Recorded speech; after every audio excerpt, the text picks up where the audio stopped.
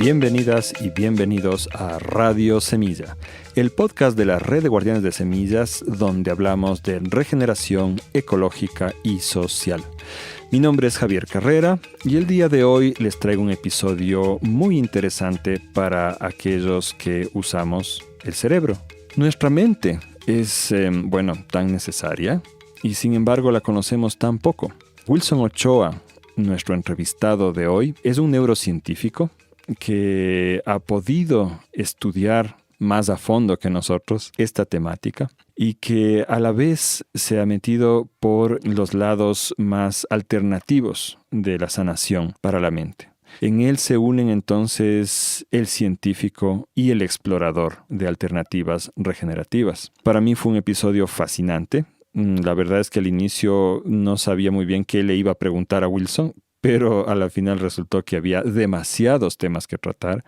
Entonces consideren por favor que este es un episodio introductorio y que volveremos a hablar de estos temas más a fondo en el futuro. Quería comentarles también que la Red de Guardianes de Semillas está organizando un curso de certificado de diseño en permacultura. Se organiza en realidad varias veces al año, o por lo menos una vez al año, por parte del nodo del Chocó Andino, noroccidente del Ecuador, de nuestra red. Entonces, este curso PDC son 13 días de inspiración para que estemos rodeados de naturaleza en un entorno de aprendizaje continuo y cuenta con un grupo de instructores realmente potente. Hay 10 instructores que estamos participando, yo también voy a participar, con distintos temas esenciales para quien quiere conocer más de la regeneración en un entorno donde se está practicando y ya está bastante avanzada la permacultura. Estamos hablando de un lugar donde hay bosques comestibles desarrollados, sistemas de tratamiento de agua, bioconstrucción, huertas ya implementado. Entonces, si les interesa, esto pueden encontrarlo en nuestro Facebook, Guardianes de Semillas, todo unido, o entrando a la página yacunina.com. Esto es con YAKUNINA, yacunina.com. Y si es que escuchan este episodio en otra época, porque ahorita estamos hablando de un curso que va a empezar del 7 y va a durar hasta el 19 de septiembre del 2021, pero como les digo, este curso se repite, entonces igual pueden visitar Yacunina para averiguar cuándo va a ser el próximo curso PDC. Por mi parte, espero que les guste mucho este episodio y que este tema también lo puedan ver como parte de todo lo que es la regeneración ecológica y social y que esperen también con tanta curiosidad como yo las próximas veces que hablemos con Wilson o con otras personas de este ramo para ir desentrañando los secretos de nuestra mente. Un abrazo.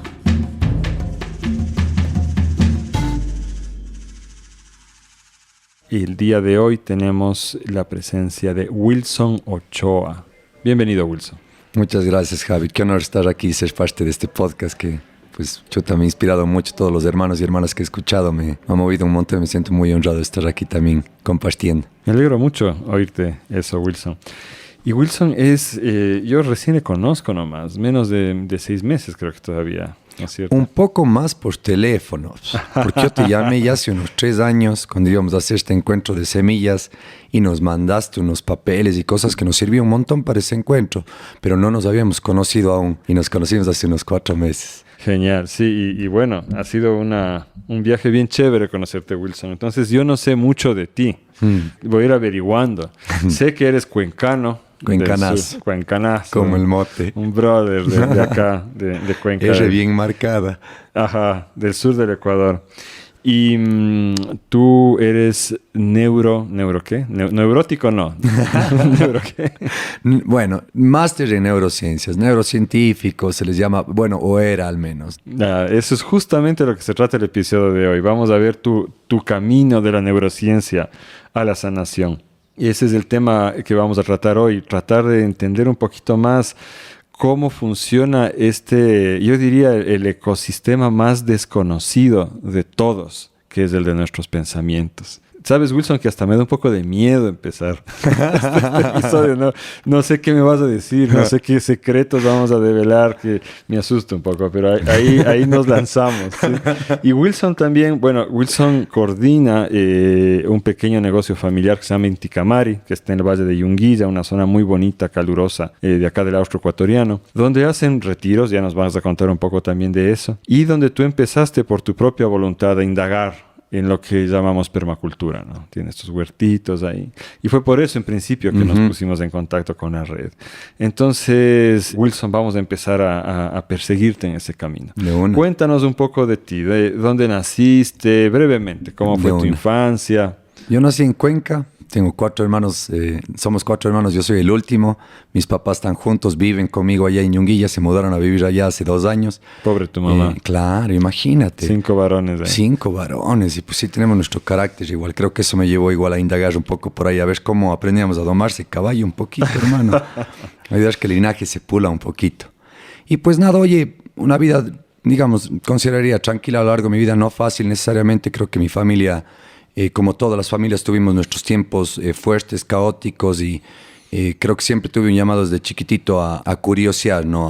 A enterarme de cómo intentar ser un poquito mejor, pero sobre todo creo que mi camino, lo que hoy día me invitaste a preguntar, empezó más o menos cuando yo tenía unos 16 años, que por coincidencias de la vida fui a parar en un retiro que se llamaba el Enneagrama. Fui a parar de coincidencia porque mis papis le querían mandar a uno de mis hermanos y él no quería ir, y sí iba una chica que a mí me gustaba un poco. Entonces dije, oigan, chuta, a mí mándenme. No me fui al retiro, no sabía de qué se trataba, pero me cambió la vida.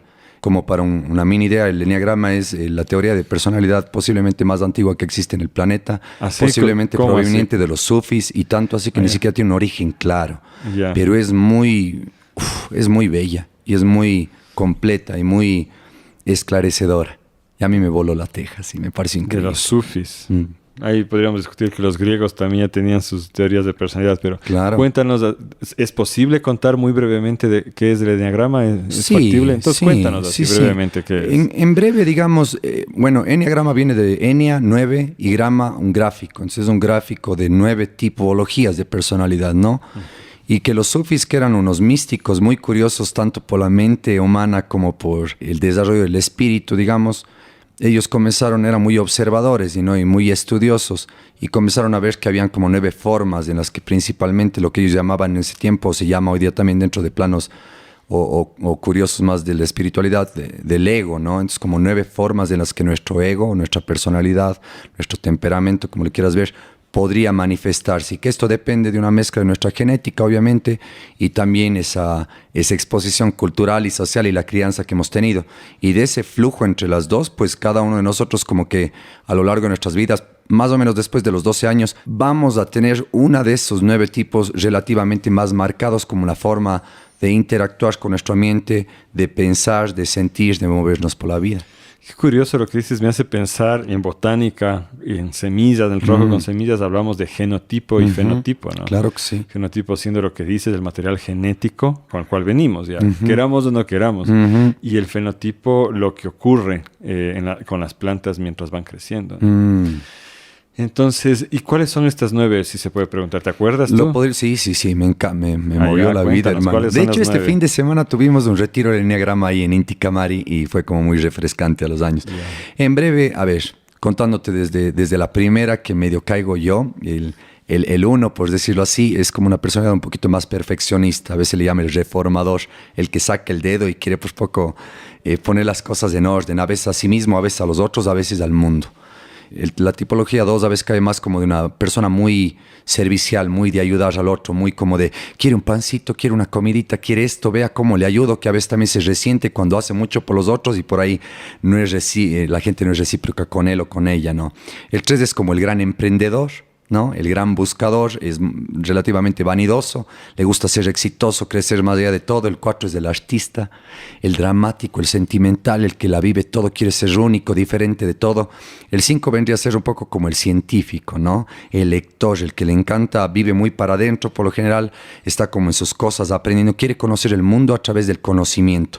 Y a veces eso lo puede hacerle un poquito alienado y sí, un poquito ermitaño del mundo. El 6 es como el leal, ¿no? Una persona que también podría caer a veces como una persona un poquito dependiente y sin como un criterio propio y a veces dudoso de sus propias decisiones.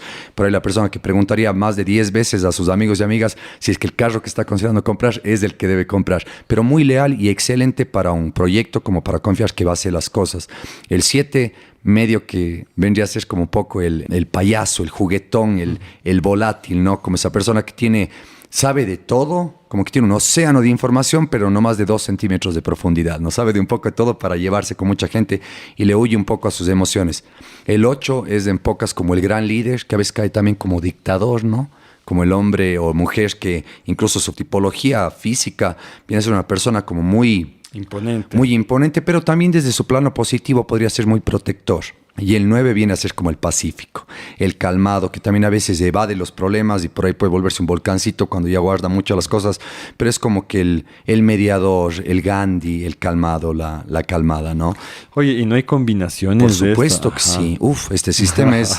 De hecho, cuando ves el enneagrama, si es que alguien lo quiere buscar en Google, vas a ver como que una estrella muy interesante en sus movimientos y diciéndolo rápidamente, por ejemplo, esto es como un reloj, ¿no? Que lo tenemos acá atrás, entre comillas, el 1 comparte características con sus 2 alas, que vendrían a ser el 2 y el 9, que es el que le antecede. Es como que, obviamente, como que adquiere características de los 2 y así cada número. Y también, relativamente todos tenemos un poco de todo, pero sin embargo sí tenemos una tipología que conocerla lo que ayuda en el fondo para mí es aprender a entender con más claridad cuáles son un poco mis habilidades, mis virtudes y también mis sombras. Y poder tener, como dicen, es bueno tener la sombra bien cerquita de uno para... Cuando salga, pues saberla domar, porque no se va a ir para ningún lado, ¿no? Pero sí hay un dinamismo bien interesante de cómo nos vamos moviendo dentro de la tipología. Y ahora que dices dinamismo, ¿significa eso que a lo largo de la vida uno puede ir mutando? Sí. Entre las distintas personalidades. Bueno, nos habíamos quedado en que te fuiste al enneagrama atrás de una chica. Que nunca pasó nada. Bueno, eso ya es privado tuyo, pero... La cuestión es que conociste el enneagrama y que... Y me voló la teja. Ya. Yo salí de ahí como un niño hambriento. Así hambriento, como que decía, oye... ¿Cómo es que la gente llegó a saber de esto, cachas? ¿Quién sabe de esto? ¿Quién averiguó esto? Y claro, evidentemente me imagino que tocó con mi vocación, ¿no? Como que reconocí que algo había ahí para mí. Y por suerte, la mamá de quien daba ese retiro, que se llamaba Daniel Castro, la mamá Victoria Carvajal, daba una formación aquí en Ecuador. Esta familia que daba el retiro era colombiana. Y la mamá venía una vez al mes a dar un curso que se llamaba Magia del Amor, que era como igual una línea de pensamiento, una línea de entendimiento de la vida como para aprender a vivir más compasiva, amorosamente. Iba muy en la línea de esto. Y yo comencé a tomar este curso con ella durante 4 años. Incluso fui a vivir con ellos en Bogotá por 1 mes y medio, que tenían una escuelita Montessori además, y tenían un centro de retiros.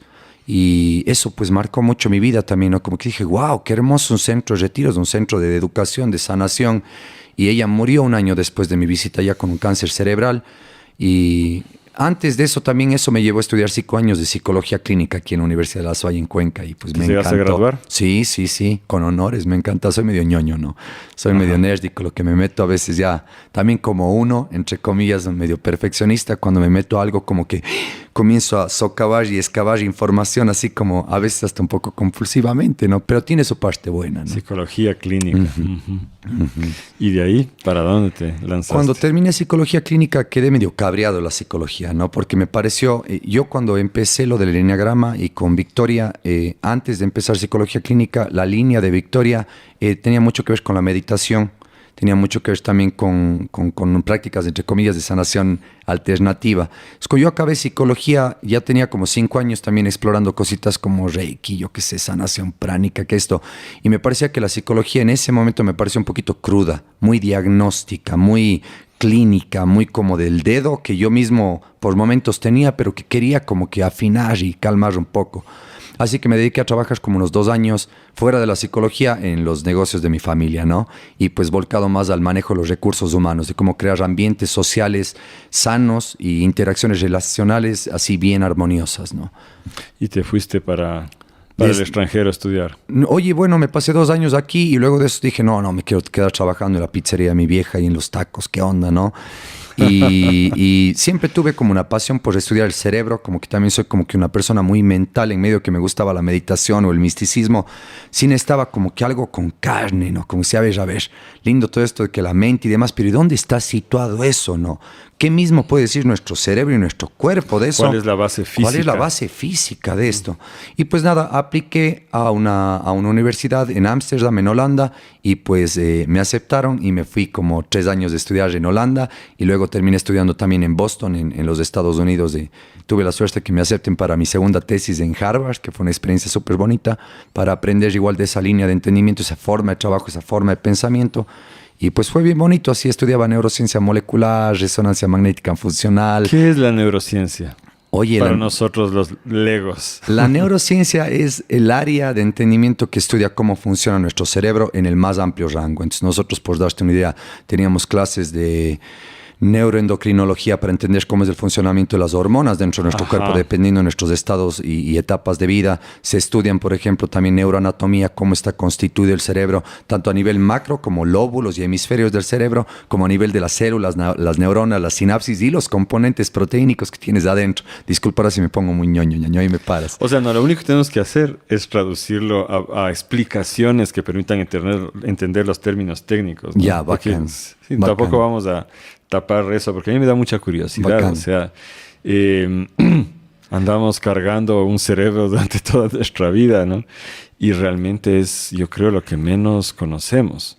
Entonces, empezando por esta parte física, ¿cuáles son los componentes de mi cerebro que cargo aquí? En macro tienes más o menos como 4 o 5 lóbulos principales. Lóbulos son como, si vos te fijas, has visto alguna vez como el cerebrito en un esqueleto. Ajá. Y luce como 2 nalgas, ¿no? Como 2 trozos, así los 2 hemisferios. Ajá. Bueno, esos son los 2 hemisferios, ¿no? El izquierdo y el derecho, que hay algunas teorías que sugieren que ciertas funciones de nuestro pensamiento, de cómo nos comportamos, dependen del uno o el otro. Hay gente que dice que el izquierdo, por ejemplo, es un cerebro más masculino y el derecho más femenino, ¿no? Pero sabes que sí leí yo un paper que negaba eso. Sí, de hecho son uno de estos, sí. Son una de esas cosas, como te contaba hace un rato que hablábamos informalmente, que hay como muchos mitos en la neurociencia que suenan bonitos y son buenazos para hacer propaganda y comunicación, pero realmente no tienen base científica, ¿no?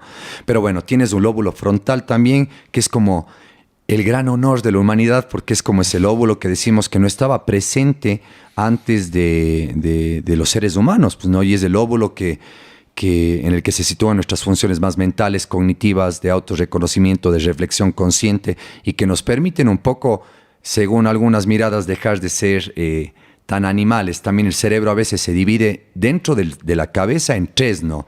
Un cerebro reptiliano, que incluye como la médula espinal y el cerebelo, un cerebro mamífero que lo compartimos, de hecho, con todos los mamíferos, ¿no? Es el que nos da esas capacidades emocionales de preocuparte por tus hijos, por tus guaguas y demás. Y el cerebro frontal o el neocórtex, que es aquel que decimos, bueno, ya no es reptiliano, ya no es mamífero, es el cerebro humano. Igual no me gusta mucho ese cerebro frontal a ratos, verás. Yo tengo la sensación desde que apareció ese cerebro, si bien somos más inteligentes, Javi, y hemos creado cohetes a la luna y cerebros inteligentes, también somos la especie más pendeja del planeta, hermano.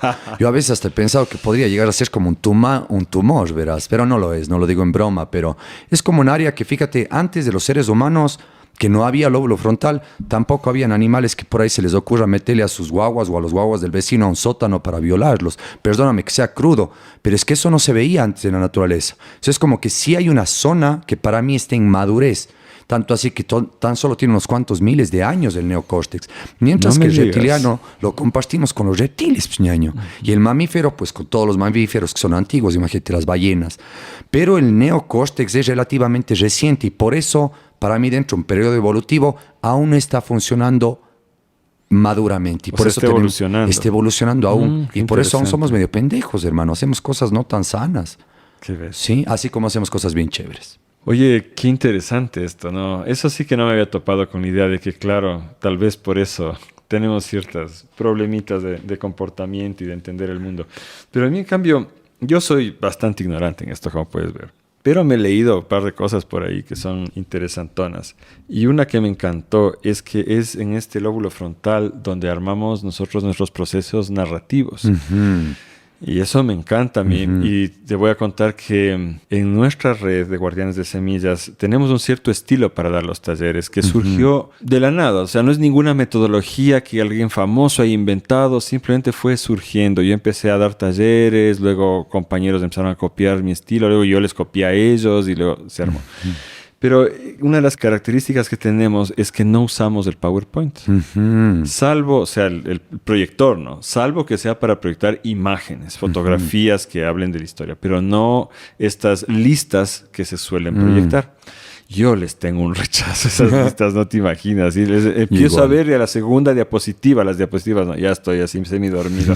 Entonces, leí en algún lugar que las listas, la de la compra, la de lavar la ropa, todo eso, se van directamente atrás, no sé a dónde, tú me dirás, pero se van directamente atrás donde es un área de almacenamiento temporal, que está diseñada para borrarse. Entonces, claro, todo este tipo de conocimiento se nos borra inmediatamente, mientras que lo que tú escuchas a forma de una historia, de una narración, se procesa justamente en el neocórtex y se guarda. O sea, cuando tú involucras una narración, una construcción narrativa e involucras sentimientos, ahí es donde no te olvidas. Cuando leí eso, me fascinó, porque decía, eso es lo que hemos estado haciendo por años, y Radio Semillas es un resultado de eso justamente. O sea, el enseñar contando historias. ¿Qué nos puedes decir de eso? Mira, apenas te escucho, bueno, sin duda es cierto también, ¿no? Y esta zona que tú hablas, de esa zona donde se va a ocupar, tiene que ver con la zona de este cerebro mamífero, que incluye como el hipocampo, ¿no? El hipocampo es como esa zona de memoria y esos lóbulos que se les llama temporales encimita de tus orejas, que son zonas justamente en la que está la posibilidad de la memoria, ¿no? Y también la posibilidad de muchas emociones, ¿no? Y es cierto que el lóbulo frontal está como toda esa parte del raciocinio, de la imaginación. Por eso, por ejemplo, la lectura tiene un asentamiento neurobiológico diferente al mirar un video en YouTube, ¿no? Porque tú cuando miras ocupas otro lóbulo que está en cambio atrás de tu cabeza, que es el lóbulo occipital, detrás, que es como el que coordina más como tu área visual. Fíjate, detrás de los ojos. Es cuando tú estás viendo un video, se activa mucho más también esa zona occipital, mientras que cuando lees, se crea una imaginación conjunta que está más localizada en tu lóbulo frontal, una narrativa, como dices tú. No te puedo creer, claro, de verdad. Y por eso mucha gente actualmente está sugiriendo de todo corazón que intentemos volver a la lectura, por el hecho de que está activando una zona que estamos queriendo madurar, que estamos queriendo justamente hacer florecer dentro de nosotros. Y Wilson, ¿tendría el mismo efecto la narración oral? Por supuesto que sí, claro que sí. Claro o sea, la clave es el imaginar. Ajá. En vez de que ya ves la imagen como te dan, tú la creas en tu mente y entiendes en tu mente. Tanto así que la elocuencia tiene mucho que ver con una sana activación de ese neocórtex, ¿no? Las personas que pueden como que comunicar todo lo que esté guardado en esa zona de memoria, que está justo en el medio del cerebro. Imagínate, en el medio está esa zona mamífera de memoria, de emociones. Y el poderla utilizar de forma narrativa, elocuente, de pronto de improvisar, de crear, tiene que ver con esa zona más frontal, ¿no? Pucha, no sabes cómo yo leía de Wambra. Era así también un poquito zanahorio como tú. Yo leía así 5 libros a la vez. Así. Ay, qué rico. Pero una cosa que me asombra es que ya no leo así, hombre. Claro. Y verás, sí, me voy a aprovechar para preguntar esto, ¿no? Sí, me mando mis videos cada día, como creo que todos estamos haciendo ahora. Y leo mucha historieta, que tiene esa imagen y narrativa a la vez. Pero con pena descubro que ya me resulta aburrido a veces coger literatura y leer. A mí me pasa exactamente lo mismo. Loco. Y bueno, en mi caso lo grave es que yo creía que iba a ser escritor. Bueno, pues tu familia también, ¿no? ¡Guau! Ya, claro. Esa es otra historia, no la herencia. No, espérate, después nos metemos. Vamos de a poco. Voy a tomar notas así para no olvidarnos, la herencia.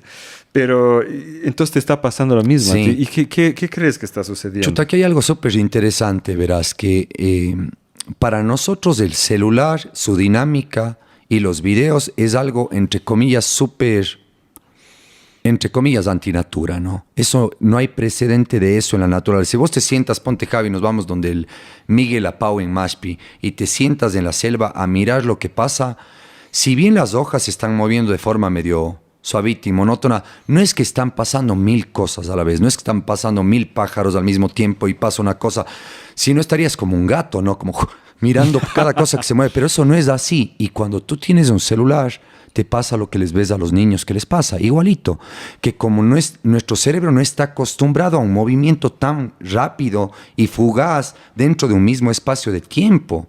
Entonces, para nuestro cerebro es como si nos daría como un gato, o sea, nuestros ojos no pueden parar de mirar, y se vuelve adictivo para nosotros eso. ¿Por qué se vuelve adictivo? ¿Hay algún placer envuelto en la cuestión? O? Bueno, aquí hay un par de teorías, ¿no? Una de las que me parece interesante a mí es que un precursor del celular fue la televisión, ¿no? Dentro de las cosas interesantes del cerebro, hay algo que se le llama actualmente el Default Mode Network, que en español vendría a ser como el sistema nervioso predeterminado o el sistema nervioso automático.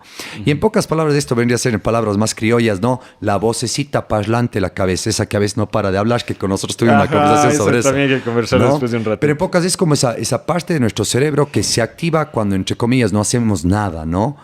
Y que a veces puede ser un poco torturante para nosotros, ¿cachas? Tanto así que le han llamado la loca de la casa, ¿no? Esa mente, esa voz que se pone a imaginar cosas del pasado, recordar algo que le molestó, que pasó, que quisiera mejorar, o a planificar y preocuparse por el futuro, y que en pocas palabras no te permite estar centrado y enfocado en el presente, pues, ¿no? Y por eso es que múltiples tradiciones esotéricas, místicas, espirituales a lo largo de la historia han hecho mucho énfasis en loco, en el presente es el camino, ¿no? Estate lo más presente posible y vas a poder encontrar mayores niveles de plenitud y felicidad. Ese sistema nervioso automático te saca de alguna manera ese presente. Y de alguna manera no nos gusta lidiar con esa vocecita que se pone a aburrirse, a pensar, a preocuparse, a recordar. Y cuando vos prendías el televisión, mi papá cuando llegaba en la noche, luego un día trabajoso, estresado, con cosas de pensar, él prendía el televisión y chao. Es como que creara una posibilidad de que tu mente no tenga que hablar, porque para apagar el sistema nervioso automático, la mejor forma es activar el sistema nervioso como de atención. Cualquier cosa a la que pongas atención hace que ese otro sistema como que se apague. Cuando nosotros tenemos celulares, si vos te fijas, una persona que llega a la parada del bus y que no, como que no tiene nada que hacer y falta, no sé qué hace. Celular. Claro. No una persona, yo. ¿Qué? Yo, claro, igual. Claro, es una muy buena forma de no tener que lidiar con esa voz parlanchina interna, con esa mente, con esa loca la casa que de pronto ya, dependiendo de cada uno de nosotros, algunos la tenemos más agitada, no sé, como que nos autoaflige más o más tranquila, varían, hay muchos niveles. Entonces de ahí viene la adicción esta. Oye, si dejamos esto que estábamos hablando de la voz interior, a mí en realidad lo que yo combato con el celular, la tablet, es el aburrimiento. Para mí el aburrimiento es muy aburrido. No, hablando en serio, desde niño he tenido graves problemas con el aburrimiento. Me genera una desesperación horrible. Y es muy curioso porque veo que se replica eso en mi hijo, ¿no? Esa poca tolerancia al aburrimiento. Pero bueno, lo de la voz interior nos pusimos a discutir hace un par de meses contigo porque yo encontré un artículo. Un súper artículo, me pareció súper interesante y científico. Además, un estudio científico donde decía que, de lo que yo entendí, tú me corregirás, hay como 3 modalidades de la voz interior. Hay una mayoría de personas que tienen una voz interior, ¿no es cierto? Que es una voz interior, además, una. Pero que está, como tú dices, hablando, así dando vueltas, ¿no? Y hay otras personas que no tienen esa voz interior. Que desearían tenerla. No, aquí ya te voy a contar porque es aquí muy cercana a la anécdota. Y hay otro pequeño porcentaje de personas que tenemos la vecindad del Chavo del Ocho, enterita. O sea, no hay una voz interior, hay un montón de voces interiores que se ponen a conversar y a discutir y a criticar y a dar distintas opiniones, ¿no? Entonces aquí tenemos una amiga que de hecho no tiene voz interior. Y que cuando conversábamos de esto, ella me decía, ¿en serio tienes una voz que te habla en la cabeza? ¡Qué bestia! Yo no lo soportaría. ¿Cómo puedes vivir así? ¡Qué cosa tan estresante! ¡Qué suerte de ella! Sí, no sé, porque cuando tú dices esto de la angustia, a mí no me a mí me gusta. Toda esta gente así, a veces nos cagamos de la risa, a veces me critican, a veces es muy divertido para mí, de hecho, tener estas voces. Entonces, no sé, pero sí, sin duda hay algo que tranquiliza. En mi caso es el no tener que pasar tal vez por el periodo de ajuste de ¿y ahora qué hago? ¿Y ahora en qué invierto mi energía mental? ¿En qué pienso? No, ya no necesito. Porque además, el problema con la televisión es que solo podías ver He-Man. o El Chavo, y ahí se acababa, ¿no? Y al final crecías y te aburrías de esas cosas, y en cambio ahora hay el pretexto de que yo puedo ver información fascinante, alta ciencia, buen arte, entonces sí, siempre sé que puedo parar, abrir el aparato y va a haber cosas muy valiosas. Pero te doy la razón en que también algo se ha perdido ahí. Y lo que quería preguntarte, y también opina por favor sobre todo esto, también me preocupa, ¿será ese el origen de que nos cansa leer? Yo creo que sin duda está relacionado, y de hecho tenía unos colegas que decían que, pues evidentemente, este estímulo, entre comillas, más potente y atractivo para nuestro cerebro es como un alimento más, es como el azúcar para el cerebro, ¿no? Es tan dinámico que vos ves con los guaguas, o sea, vos a un guagua le pones uno y le ves en la cara que se queda como... Y si le quitas, reacciona como un mono. Si le quitas un juguete, ¡ay! Y lo quiere de vuelta, no. Así que sí parece que tiene algo que ver. Ahora, respondiendo lo otro de la voz que tú hablas, sí se sugiere que hay como 3 tipos de procesamiento mental, ¿no? Algunos más auditivos, personas que procesan la información más desde los sonidos, y de pronto esas personas de pronto van a escuchar voces, ¿no? Pero hay personas más kinestésicas, que vienen a ser como personas más corporales, que de pronto van a tener sensaciones. Pero hay gente que le gusta más la danza, el cuerpo, el baile y demás. Y hay personas más visuales, ¿no? Entonces, personas que de pronto van a tener pensamientos internos más en forma de colores e imágenes que como voces, ¿no? Sin embargo, el sistema nervioso automático se manifiesta en cualquiera de las 3 modalidades de pensamiento. Solo que cuando se automatiza, alguien de pronto va a tener más como que sensaciones, alguien va a tener más como que voces y otro va a tener más como imágenes. Y hay algunas personas que tienen las 3, o las 2, o 1.5. Ah, sí. Claro. Oye, Wilson, quiero profundizar lo que estás diciendo ahorita, recordando una frase que se atribuye a Albert Einstein, que como tú sabes, él era un pésimo estudiante y su profesor le vaticinó que no iba a llegar a nada en la vida de lo mal que era estudiante. Y de hecho se fue del colegio, ¿no? Einstein decía que todos los seres humanos somos inteligentes, pero que si tú juzgas a un pez por su habilidad para trepar árboles, siempre se va a creer un imbécil. Entonces él mismo se va a convencer de que es un imbécil, y eso pasa mucho en el sistema educativo. Y frente a esto hay esta teoría, nuevamente, no es del enagrama, es otra teoría de las tipos inteligencias de inteligencia múltiples. Exacto, cuéntanos un poco de eso, y que la educación debería tomar en cuenta en realidad esto, ¿no? Cuéntanos un poco. Bueno, sin duda, o sea, a lo largo de tantos años ya de investigación en el ámbito educativo se encuentra indudablemente eso, ¿no? Tenemos distintos tipos de inteligencias, la musical, la intelectual, la matemática, la aeroespacial y así varias, ¿no? Y por supuesto que algunas personas van a tener alguna de ellas más despierta en una cierta etapa de su vida. A mí tampoco me gusta verla como cristalizada porque también te puede limitar. Es que yo tengo la inteligencia musical, ya no tengo la intelectual. Yo justo te decía hoy día cuando caminábamos, yo más bien creo que a lo largo de nuestra vida, dependiendo de la etapa en la que estamos, se van activando posiblemente todas, si es que uno les da el chance, ¿no? Obviamente que algunas de ellas van a tener una mayor preponderancia a lo largo de toda tu vida, ¿no? Y por ahí yo creo que justamente en el ámbito de la educación sería hermoso si pudiéramos ir acompañando a nuestros hijos, hijas y a nosotros mismos, como viendo qué es lo que ahora de forma muy natural me está llamando la atención, porque la memoria depende estrictamente del interés. Tú aprendes cuando algo te interesa. Si no te está interesando, hermano, no hay forma de que te lo metan adentro. Y eso, pues, la educación convencional, como sabes, no lo respeta. Claro, ahí estamos refiriéndonos también al episodio con Karina Dahmer, ¿no? Así claro, es. es así. Así es. Oye, y lo que me fascinó a mí de entender esto es, claro, hay gente, como tú dices, más corporal, más física, que se va a ir por el fútbol o la danza. Y eso no le hace una persona boba, pues eso es simplemente pues, un genio. Puede ser un genio en eso, ¿no? Mi hermano, por ejemplo, es un genio. Mi hermano, no sé si ha leído, Juanca, si escuchas esto, disculparás, pero no estoy seguro si ha leído un libro en su vida, en realidad, ¿no? Mira. Y de hecho estuvieron a punto de dejarle de año porque pensaron que tenía alguna dislexia, así. Pero él se metió a diseño gráfico y triunfó, y es brutal la capacidad que tiene para esa parte de mover las imágenes. Que yo, hablábamos un rato de dibujar, ¿no? Que tú dibujaste años, yo siempre quería dibujar y tonteo, hago mis rayados por aquí porque me gusta el flujo de la energía, pero no soy un dibujante, y ya admití que no lo voy a hacer, ¿me entiendes? A mí se me fue todo por la palabra, ¿no? Desde que leí, y ahora todo este amor está.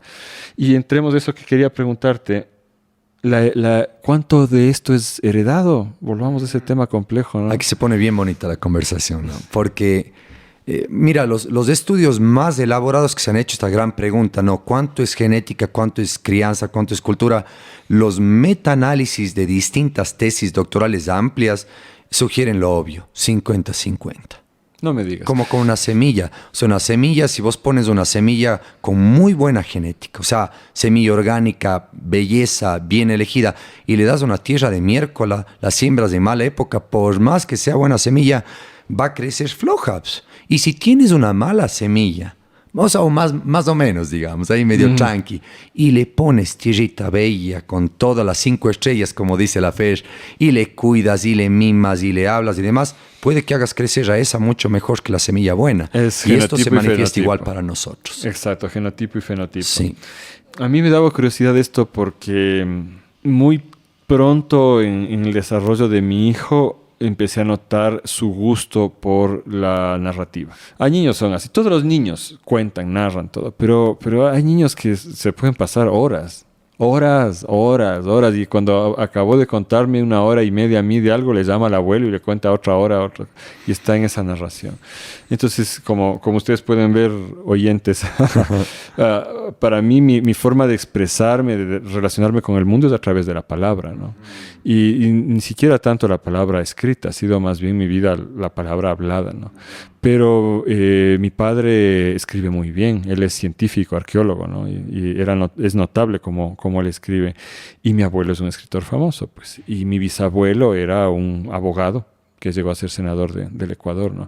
Entonces, es factible pensar una cosa así, que hay en una línea familiar se vaya implementando no sé cómo llama, una dirección evolutiva. Indudablemente. ¿Sí? Indudablemente, sí, marcadísimo, de hecho.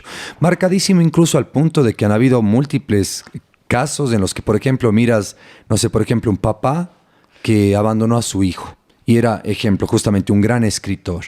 Pero su hijo no lo conoció y su mamá no era escritora. Entonces él tiene ese gen adentro, pero no es criado en torno a eso y de pronto él nunca llega a desarrollar eso.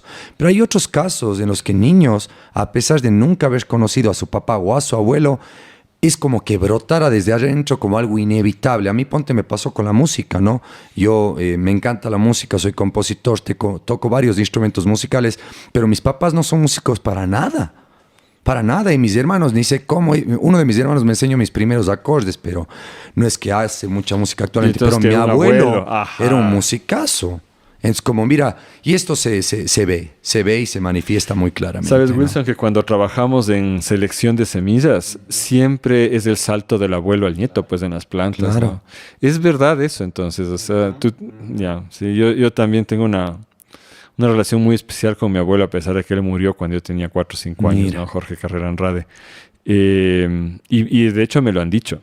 Mi propio padre me lo ha dicho. O sea, hay una similitud ahí grande. Entonces, al igual que en las semillitas, que en las plantitas, bueno, es genética, ¿no? De la vida, ¿no? Nosotros también tenemos este salto. Y mira, aquí entra un tema súper bello, que es uno de los que más me ha gustado así investigar, que igual hay un poquito de polémica acerca de la certeza o no de esto, que es la epigenética, ¿no?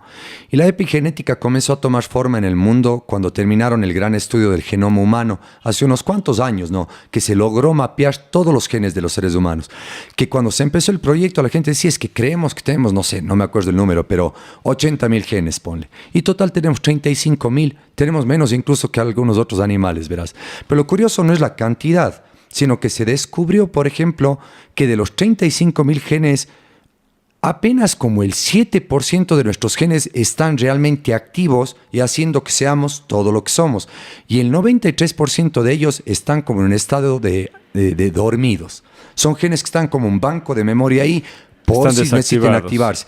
Y la epigenética sugiere que nosotros a lo largo de la vida, dependiendo de los estímulos que nos den nuestros padres, la escuela, la crianza, la cultura, habremos de ir activando uno u otro gen. Y esto también lo puedes, entre comillas, tú activar a conciencia exponiéndote a ciertas actividades que podrían llegar a despertar uno de estos genes. Estos genes se pueden despertar en términos de intereses, de pasiones, de virtudes y también en términos incluso de enfermedades. O sea, hay gente que dice, bueno, es que yo nací con un cáncer de gen. ¿Será que lo puedo apagar, por ejemplo? ¿O será que lo puedo prender si comienzo a tener una tendencia hipocondriaca, que vendría a significar que me siento enferma constantemente o me siento enfermo porque veo cosas de las noticias y creo que, y bueno, tú sabes el poder que tiene la mente entre nosotros, ¿no? Vamos hacia eso. Entonces, tú estabas muy contento estudiando neurociencia en Boston y de repente volviste al Ecuador. ¿Cómo fue esa historia? Me aburrí. Eso pasó. No, es que, mira, mi masterado fue hermoso. Fue hermoso. Mi masterado fue bello porque era variado, dinámico. Teníamos todas las materias de todos los tipos, hasta neurofilosofía, que era hermoso. O sea, wow. Desde anatomía, neuroendocrinología, neurología molecular, enfermedad, bello. Pero cuando empecé mi doctorado, hermano, pucha, ahí sí que me fundí, porque, claro, se me venían 5 años de estudiar puntualmente solo el cerebelo. ¿Qué pasa en pacientes con esclerosis múltiple que tienen daños en el cerebelo en torno a sus capacidades cognitivas? Ese era mi tema. Ya para mí me daba aburrimiento hasta decir eso tantas veces que lo dije. Y leía las mismas cosas y mira, ya los doctorados son para gente que le gusta hacer una misma cosa y un mismo tema full veces. Yo no soy bueno para eso. Hay gente buenísima, ¿no? Para eso. Yo creo que hubo una valorización de los doctorados en los últimos años a nivel mundial, como que todo el mundo debe ser doctor, todo el mundo debe ser PhD, y yo no pienso que eso es cierto. Pienso que hay personas que les va muy bien, hasta por su estilo de personalidad y de temperamento, de coger una cosa y me van a gustar los aviones toda la vida. Y los aviones, y los aviones, y los aviones. Pero hay otras personas que no. Por ejemplo, a mí definitivamente me gusta mucho hablar, me gusta mucho educar, me gusta la huerta, me gusta la música, me gusta la gente, me gusta la familia, me gusta la construcción, me gustan muchas cosas. Para mí estar metido detrás de la compu, escribiendo el mismo tema 1000 veces, pero solo queriendo cerciorarnos de algo que ya sabíamos desde el inicio. Yo dije, me voy a morir. Me empezó a dar ansiedad, Javi. Yo en las noches no dormía porque decía, ¿cómo voy a cómo bancarme esto por 5 años más?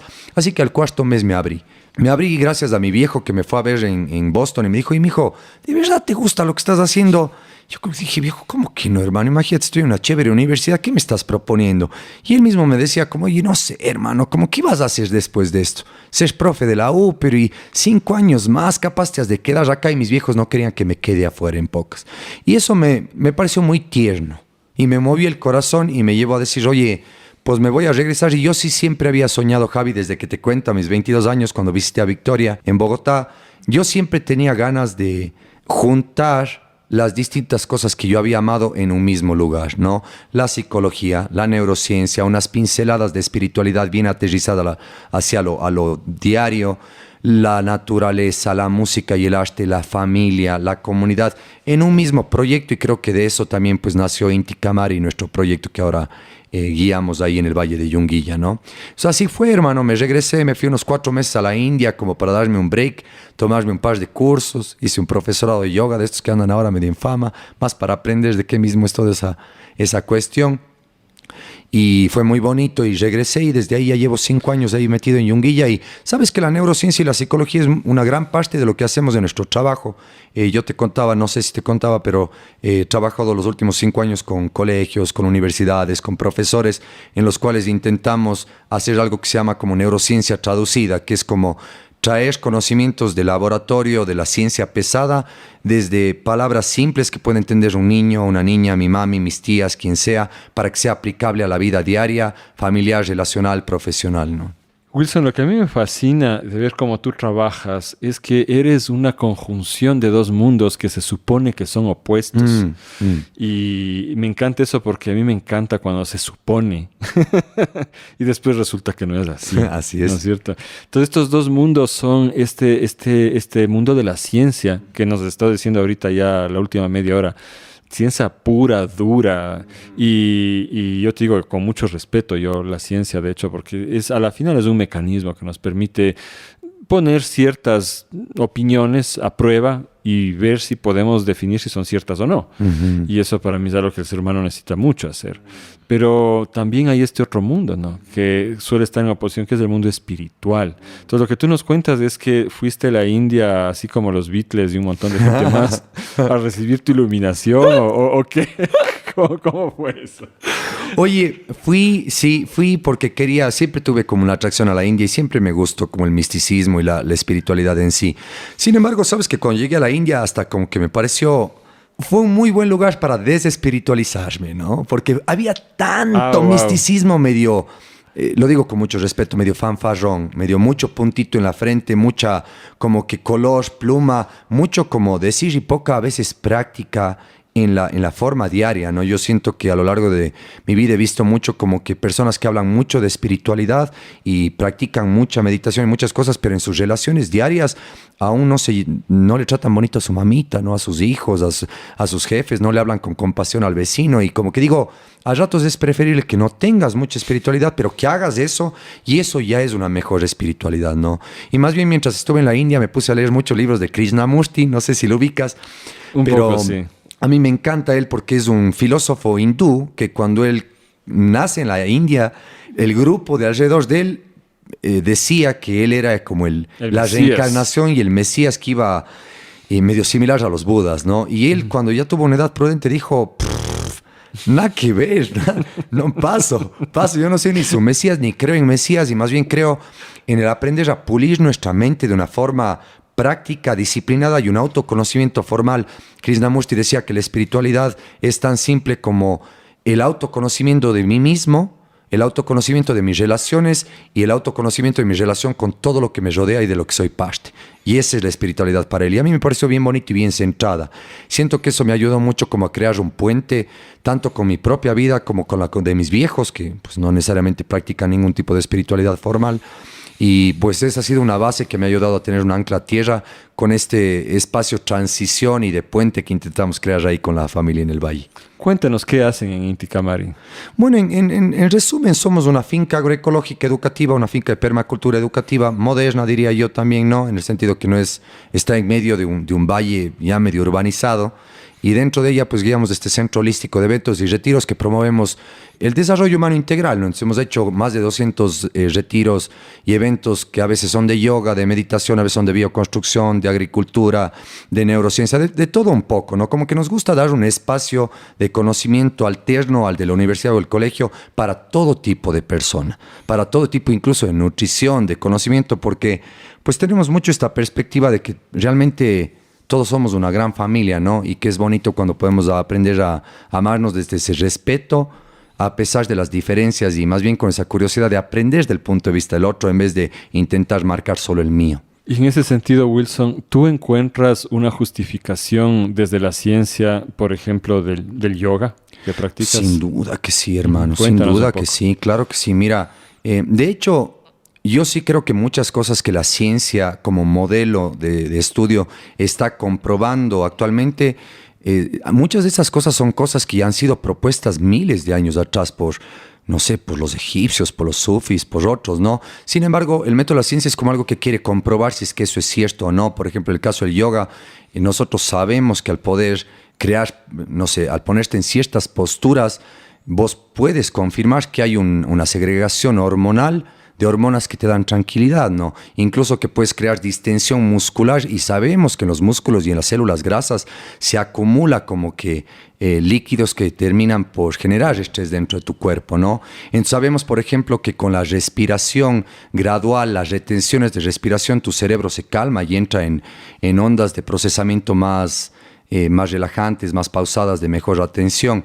Yo más bien incluso con la ciencia, que me preguntabas cuándo un poco decidí salirme de la ciencia, es porque a mí me encanta la ciencia, pero a veces también es un método sesgado de conocimiento, ¿no? Y es un método un poquito rígido de conocimiento y hay mucho fraude en la ciencia, Javi.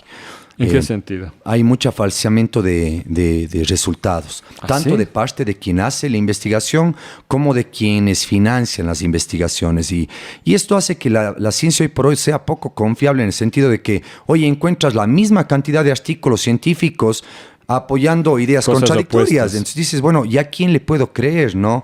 A mí me pasa a veces un poco con la ciencia que como que se volvió la religión del momento, ¿no? Antes, si es que el cura decía, si esto ha de ser. Y en los últimos 20 años hemos vivido un poco esto de que si la ciencia dice, ha de ser. Yo leí un artículo que dice eso, entonces ha de ser. Pero la verdad, de mi experiencia, viéndolo desde adentro, tú puedes falsear, Javi, los datos sin...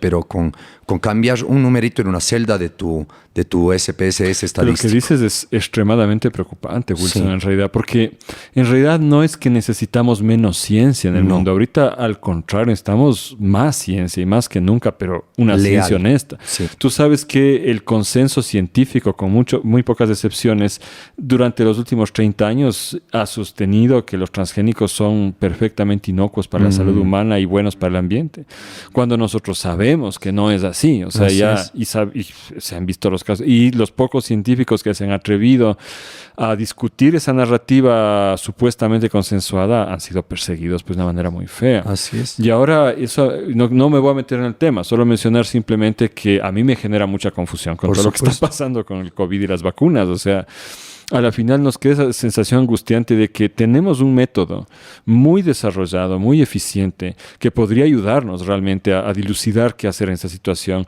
pero no podemos confiar en él. Porque sentimos que literalmente responde a intereses de todo tipo, pero que el principal interés no es nuestro bienestar. Hay esa sospecha general. Y lo que tú dices desde tu experiencia como científico confirma eso. Y tú no estás diciendo en realidad que no te guste la ciencia o que rechaces ser científico, ¿verdad? Para nada. Y me encanta la ciencia, pero sí me costaba mucho como cuando la ciencia niega muchas cosas por el mero hecho de que en ese momento de nuestra cultura aún no tiene los métodos adecuados para entenderlo. Por darte otro ejemplo a nivel de la organización de nuestros cerebros, ¿no? Lo que hablábamos hace un rato, estos lóbulos está más concentrado en el cráneo, pero también hay posturas de que hablan que tenemos 3 cerebros en otras áreas, ¿no? Entonces está el Justo cerebro de la te iba a cabeza preguntar de eso, y está sí. el cerebro que sí está aceptado a nivel científico, que es el cerebro del intestino, ¿no? Donde se produce casi más del 70% del precursor de la serotonina, ¿no? Que es un neurotransmisor profundamente involucrado en la felicidad, ¿no? Cuando está bajito nos deprimimos. Y eso está comprobado. Sabemos que tenemos células nerviosas dentro del intestino que determinan nuestras emociones, nuestro sentir. Y hay otro cerebro que aún la ciencia no le da chance, que es el cerebro del corazón, ¿no? Hay algunos estudios que sugieren que dentro del corazón hay un núcleo como de 10.000 neuronas o células nerviosas que tienen constantes intercambios entre el cerebro del cráneo y el cerebro del intestino. Sin embargo, esto todavía es muy debatido para la ciencia y se sigue considerando el corazón meramente como un bombeador de sangre y regulador del torrente sanguíneo. Sin embargo, imagínate lo interesante que es esa conjunción que seguramente en 100 años se llegue a dar, de que tal vez el cerebro no solo intercambia información a través de corrientes nerviosas o hormonales, sino a través de impulsos magnéticos. Y ese tipo de información ya se comienza a descubrir, por ejemplo, de que el corazón emana, por ejemplo, un electromagnetismo, por eso existe el electroencefalograma y el electrocardiograma, ¿no? Ah, chuta. Y ese campo magnético está más configurado dentro de lo que se llamaría una organización, un código atómico. Y nosotros dentro del mundo cuántico, es un mundo fascinante, pero todos los que nos gusta el mundo cuántico sabemos que ahí estamos recién empezando a entender, ¿no? Y muchas cosas se descubrirán en los próximos cientos de años, de cosas que hoy son meras ficciones, Y hermano. entender es un decir, porque yo tengo un amigo que es físico cuántico que ha intentado hacerme entender algunas cosas. Oye, no, perdóname, pero hay Completamente, cosas ajá. de otro mundo. Bueno, también yo quería opinar que acostumbrados ya a la idea de que haya un libro o una persona que detente el saber, esperamos eso de la ciencia. Como que ya sea una enciclopedia que abres y ahí están las respuestas. Y nos olvidamos que la ciencia no es eso. Tú puedes llegar a sacar conclusiones y, bueno, se escribirán en algún lado, pero en realidad la ciencia es un método para poner a prueba una hipótesis, ¿no? No es ninguna otra cosa. Yo creo que sé prever cuando va a llover. Entonces hago experimentos para darme cuenta si de verdad es eso o no. Y compruebo si es cierto o no. Y en ese sentido es que es esta herramienta tan valiosa, ¿no? Pero de ahí dar ese salto que la gente da a concluir, como tú decías, que porque está publicado en un paper, por lo tanto es verdad. A mí me parece que es profundamente anticientífico, porque la otra característica esencial de la ciencia es que constantemente reescribe lo que se supone que ya se había afirmado. O sea, todo se pone en duda. Es todo lo contrario a la religión, que se basa en certezas establecidas. Exactamente. La ciencia no se basa en certezas establecidas. ¿no es Y cierto? por eso para mí la ciencia, uno de los lados más bonitos de la ciencia es adoptar ese método como una forma de vivir tu vida. Wow. O sea, a ver, vamos ahí. De alguna manera yo creo que todos podemos estar de acuerdo en que somos el resultado de un montón de de pensamientos, ideas y demás que no son nuestras, ¿no? Tanto así que nos han dicho todos somos seres de segunda mano, ¿no? Pensamos cosas que ya se han pensado antes, decimos cosas que alguien ya dijo antes, sentimos cosas que se han sentido antes. Muy poco para nosotros es mío, entre comillas, nuevo. Y yo creo que es bonito en la vida como tomar la postura de todo lo que me han prestado como conocimiento, ideas, lo que he escuchado en la escuela de mis padres y demás, ponerlo a prueba, ¿no? Ponerlo en duda y verificarlo, ¿no? Para mí es algo similar como cuando cuando te compras una compu, ¿has visto? No compras la compu por primera vez y la compu no es que viene vacía. La compu viene con un grupo de programitas para que vos tengas algo pues, adentro. Yo creo que todos cuando nacemos, nuestros papás y la cultura hace algo similar. Como si, oiga, papito, le voy a poner un par de programas para que sepa medio funcionar, ¿no? Y eso está bien, y está buenazo que nos presten, porque si no también, ¿qué haces, cachas? Pero yo creo que todo ser humano maduro, alrededor de los 18 años o antes, cada quien a su tiempo, es bueno darse un tiempo de abrir ese sistema, mirarlo y decir, bueno, ok, de los programas que he venido usando los últimos 18 años, ¿cuáles voy a seguir usando porque han estado buenos? ¿Cuáles voy a quitar de mi sistema porque han estado flojos? ¿Cuáles voy a actualizar porque realmente ya no puedo seguir usando Word 1993 para procesar el mundo actual? Y creo que eso de aprender a actualizar, verificar y dudar de mis propias ideas, ir verificando en mi vida qué me hace bien y qué me hace mal, es crucial. Justo ponte, Javi, vos que te gusta tanto la nutrición igual que a mí, yo creo que la alimentación es un proceso importantísimo de aprender a autoobservarte y verificar para ti, en tu cultura, en tu ecosistema, cuáles de esos alimentos son los que te hacen sentir sinceramente bien. Y con eso me refiero a, duermes bien, estás energético, piensas bien, estás con burbujitas en la panza, haces popó en paz. ¿Cómo estás, me cachas? Y eso es algo que en el fondo sí es bastante individual dentro de un marco de generalizaciones muy claras que, pues como tú lo has explicado en el podcast previo, hay direcciones que los puedes sugerir también como a nivel de humanidad, ¿no? Me encanta, Wilson, cómo te anticipas a mis preguntas. En realidad, yo a ti voy anotando lo que quiero preguntar y siempre ya estás un pasito adelante. Yo te quería preguntar, en los últimos años ha vuelto a adquirir fuerza la psicología junguiana, Jung, ¿no es cierto? Que es bien difícil entender, es bien difícil de leerle al Señor. Pero es una cuestión de símbolos, de tal.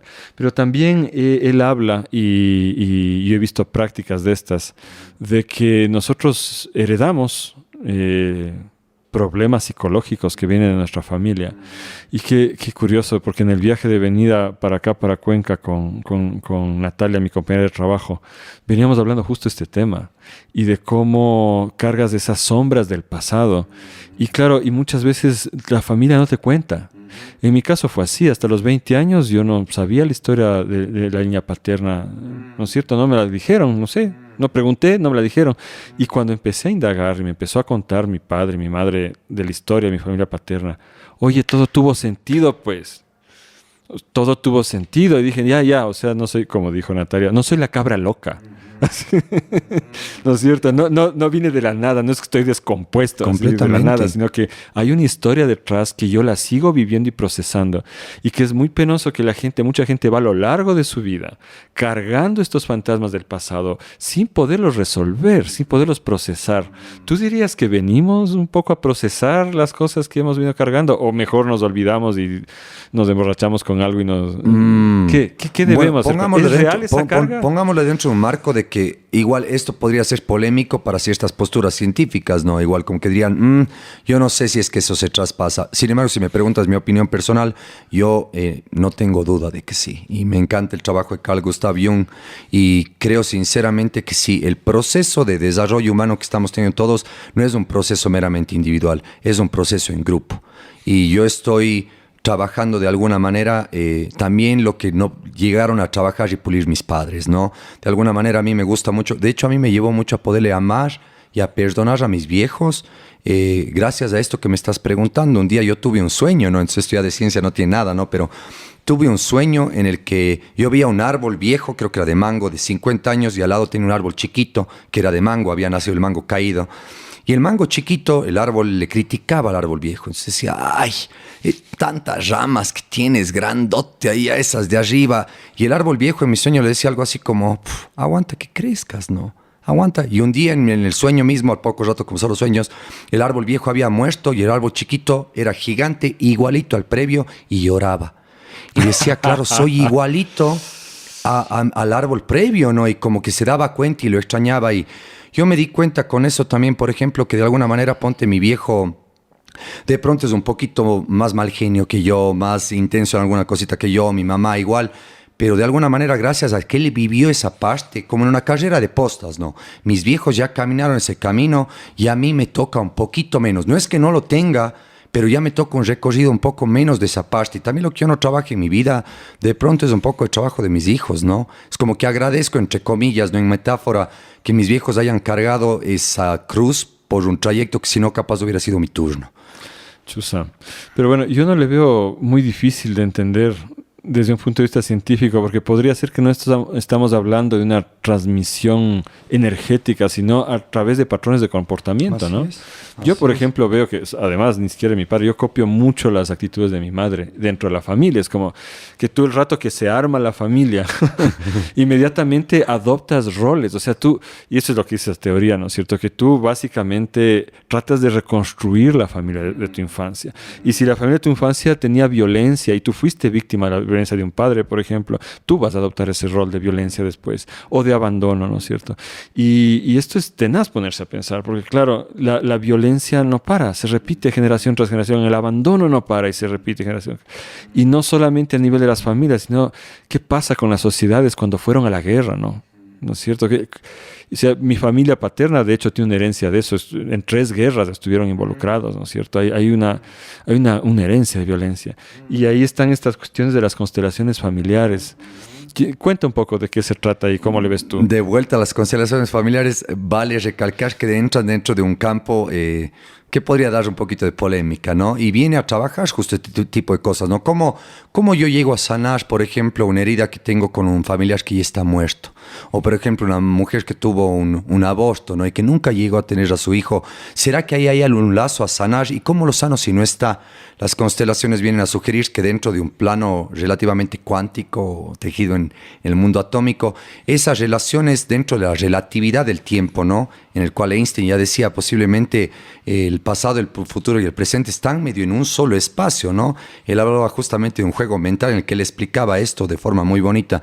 Es dentro de ese plano, ellos dicen que tú podrías trabajar algo que quedó inconcluso con alguien que ya no está, haciendo una escena medio vívida, relativamente teatrada, por decirlo así, como psicodramatizada, para que tu cerebro o tu subconsciente o tu inconsciente pueda tener la sensación interna de que lo resolvió. Es como, para hacerlo práctico, si yo nunca me despedí de mi papá, por ejemplo, ¿no? Y me quedé con cosas inconclusas en esta escena de psicodrama armada para resolver eso, capaz tú, Javi, tomas el lugar de mi padre y yo te doy un abrazo fuerte, te digo, viejo, perdóname por todo lo que nunca te dije, yo de verdad te amo un montón y de verdad te llevo conmigo para siempre. Y lloro y todo, y tú no eres mi papá, ¿no? Pero hago el acto físico y lingüístico y emocional de hacer eso, y hay quienes creen que eso podría ayudarte por lo menos a bajar esa gradiente emocional que llevas cargando, ¿no? Yo he hecho 2 constelaciones, Wilson, y es, no sé si decir fascinante o espeluznante.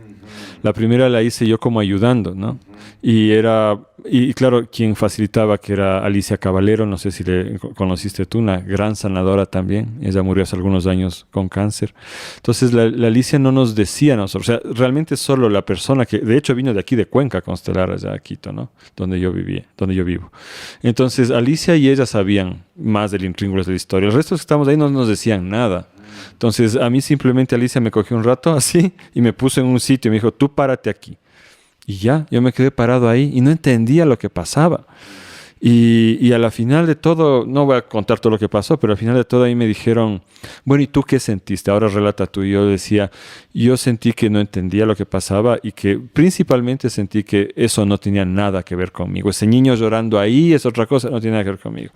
Entonces a la final me dijeron, porque tu personaje es el amante de ella, el actual amante de ella, ¿no? Entonces, me quedé así como, claro, ¿no? Eso es lo que el tipo debe estar sintiendo en la vida real. Entonces es espeluznante porque aquí sí nos metemos en territorio pantanoso, Sí, de cómo explicas sí. esto. Y la siguiente vez, o sea, yo fui al centro de la constelación.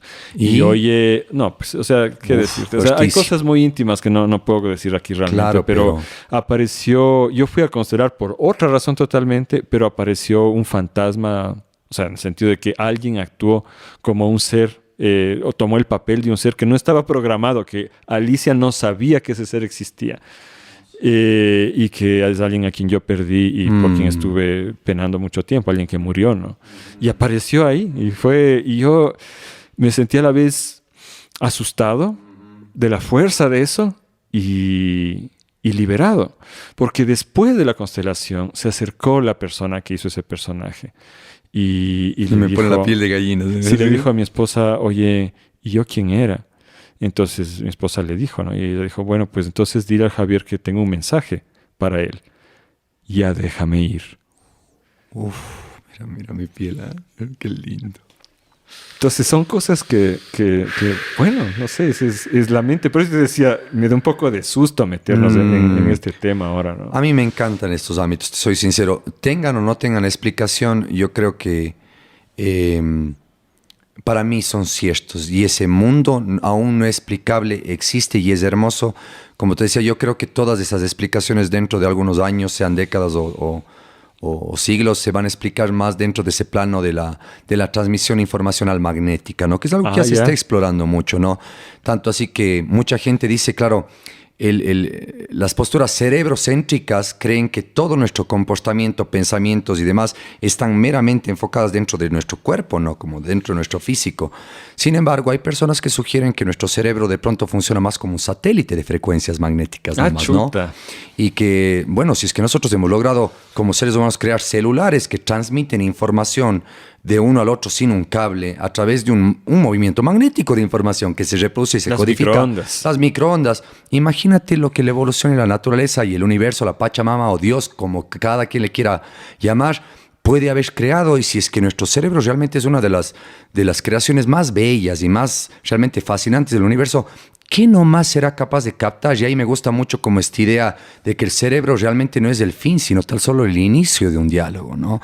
Y que el cerebro posiblemente, y eso explica, por ejemplo, por qué a lo largo de la historia, inventos que se han dado en el planeta, cuando se iba a descubrir la bombilla, por ejemplo, por Edison, hay datos históricos de que en 5 lugares del planeta habían otros científicos descubriendo lo mismo al mismo tiempo. Eso pasó con la evolución. Con algunas cosas, sí. ¿no? Y esto coincide con lo que tú decías de Jung, ¿no?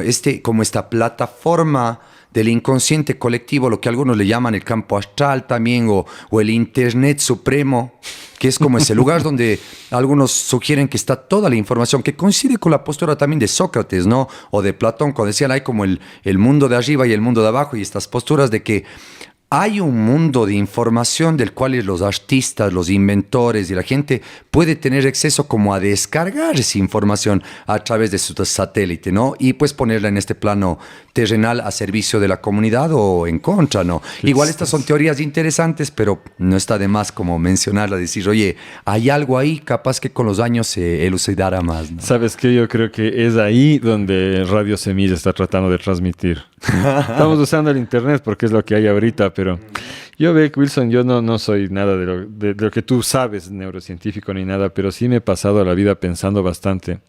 Y a veces pienso que realmente los seres humanos donde vivimos es en la narración. O sea, nos creamos narrativas de todo, ¿no? Y es ahí donde se dan los cambios. Solo cuando cambia la narrativa en la cabeza de un número suficiente de personas se dan los grandes cambios, ¿no? Un día todo el mundo está de acuerdo en que ciertas personas por el color de su piel deben servir a otras y es lo más normal del mundo. Y de pronto otro día mucha gente se despierta pensando que, oye, no, Es bien ridículo en Así realidad. es. Es como, no debería suceder eso. Es más, vamos a luchar contra eso, ¿sí? Aunque nos cueste la vida, ¿no? Oye, y hay cierta evidencia científica de esto, verás. Uno de los más simples y claros ejemplos de esto, de cómo podría ser que un grupo humano de pronto empiece a despertarse o mal genio o con la misma idea o con la misma gana. Y un ejemplo claro de esto es cuando dos mujeres que nunca se han conocido se mudan a vivir en un mismo departamento para estudiar en la universidad, ¿no? Y al cabo de unos pocos meses sus ciclos menstruales se sincronizan. ¿Cómo? Si no estuvieron changando, si no estuvieron abrazando, ¿no? Y esto seguramente se explica más bien por esta, que sí se ha mostrado a nivel de ciencia, que las parejas, vos con la fe, cuando duermes, si te pondríamos ahí como los sistemas de escaneo de sus cerebros, veríamos que a lo largo de la noche las ondas cerebrales de sus cerebros se sincronizan en múltiples momentos, ¿no? Yo he oído eso mucho con los hijos, ¿no? Y la necesidad, ese es uno de los argumentos en educación de la necesidad del colecho, o por lo menos cama cerca, ¿no? Porque los niños necesitan sentir eso. Y me haces también pensar, de adolescente me fascinó la historia de unos peces que viven muy profundo, no sé en qué mar, ahí en el centro de Asia, uno de estos Aral o alguno de esos, donde no viven muy profundo y no hay absolutamente ninguna luz ahí adentro. Entonces ellos han perdido totalmente la vista, Wow. pero han desarrollado la capacidad de sentir el magnetismo de los otros seres. Y te sienten a 2 metros de distancia, a 4 metros de distancia, te sienten ya. O sea, es como que te vieran, saben que estás ahí, solo sintiendo el campo magnético que todos los seres vivos generamos. Y esto no es de esoterismo, o sea, esto Qué es lindo. ciencia, es biología, son estos pececitos. Bueno, y también se habla de las neuronas de espejo, ¿no? Que es algo que también se ha propuesto con fuerza, que son estas neuronas dentro de nuestro cuerpo que son capaces de ser empáticas, de sentir lo que el otro siente. Por eso es que cuando vemos películas de miedo lloramos, de miedo nos da miedo, cuando vemos algo No, sentimental el bostezo lloramos, nomás, ¿no? pues, o El sea, medio bostezo bus nomás, bosteza a la vez. o el típico experimento que puede hacerlo cualquiera, tócate la cara en un Y grupo y se otro comienza a también. tocar los otros, ¿no? Y eso pasa. Vos te has de ver pasadas en ese tipo de cosas con la gente, estoy seguro. Pero Wilson, esto de las narrativas nos lleva a una cosa bien tenaz, ¿no? Porque tú hablabas de los programas que heredamos, ¿no es cierto? Y que deberíamos algunos de ellos borrarlos. Pero es tenaz, porque en esa programación justamente está mucho de lo que nos coloniza, ¿no? La mente. Y nos prepara para obedecer, ¿no es cierto? Para ser buenos siervos y no cuestionar. Y si es que realmente nos vamos por esa vía, yo creo que a mucha gente que tiene el poder en el mundo no le va a gustar que la gente empiece a elegir qué programas tiene. ¿Qué tan real es que tú cambies una programación de este estilo? Porque te digo, hay muchas cosas que tú puedes decir, es simplemente ideología. Esta persona es evangélica, esta otra es cristiana, esta otra es marxista, yo qué sé. Pero en realidad esas ideologías se convierten en patrones de comportamiento, incluso físico, que tú vives desde tu más tierna infancia. Entonces, por ejemplo, que tú consideres que los buenos modales, por decir así, son sumamente importantes, porque a la final te los indoctrinaron con una mezcla de recompensa y castigo, ¿no? Y el sentimiento de vergüenza. Entonces, para que cuando tú veas, no, Natalia mismo me contó una cosa fascinante que había... Ella es actriz, ¿no? Y estaba disfrazada de mujer chichera con un traje indígena guiando un grupo de norteamericanos y ella les da el saludo en quichua. Así empieza la ruta que ellos hacen, ¿no? Y de repente un señor bastante indígena le grita desde atrás en plena plaza, no les habla en quichua, no debe hablarles en quichua, eso ya se acabó, se murió. Entonces yo también pensaba, ¿qué nivel de avergonzamiento le deben haber metido a esa persona para reaccionar así?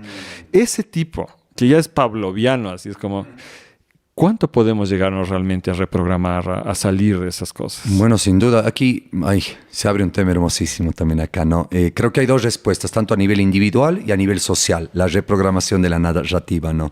A nivel social, fíjate que esto se ha usado tanto como para bien como para mal. O sea, han habido movimientos de pensamientos que se han contagiado en grupos sociales amplios para bien y para mal. Y la razón por la que esto pasa con tanta facilidad es porque está ligado a un instinto muy antiguo de supervivencia para los seres humanos, con nuestro instinto social gregario.